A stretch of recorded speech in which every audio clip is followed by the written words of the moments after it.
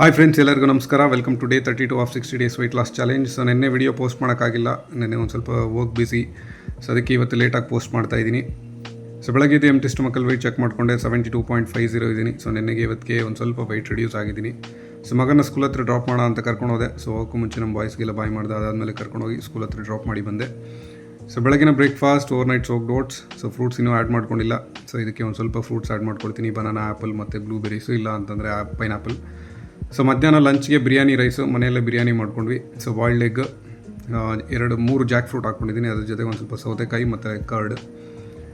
So evening 10K steps complete ಮಾಡೋಣ ಅಂತ lake ಹತ್ರ ಹೋದೆ. So as usual run start ಮಾಡೋಕ್ಕೂ ಮುಂಚೆ 15 to 20 minutes full body warm up, stretching ಎಲ್ಲ ಮಾಡಿಕೊಂಡು ಅದಾದಮೇಲೆ 10K ಸ್ಟೆಪ್ಸ್ ಕಂಪ್ಲೀಟ್ ಮಾಡೋಣ ಅಂತ ಹೋದೆ. So finally 10K steps complete ಮಾಡಿಕೊಂಡು ಬರೋದ್ರೊಳಗೆ ಫುಲ್ ನೆಂದೋಗಿದ್ದೆ ನಾನು ಬೆವ್ರಿಗೆ. ಸೊ ರಾತ್ರಿ ಡಿನ್ನರ್ಗೆ 1 ಗ್ಲಾಸ್ ಮಲ್ಟಿಗ್ರೈನ್ ಮಿಕ್ಸ್ ಕುಡಿದು ನನ್ನ ಡೇ ಮುಗಿಸಿದೆ. Thank you so much for watching.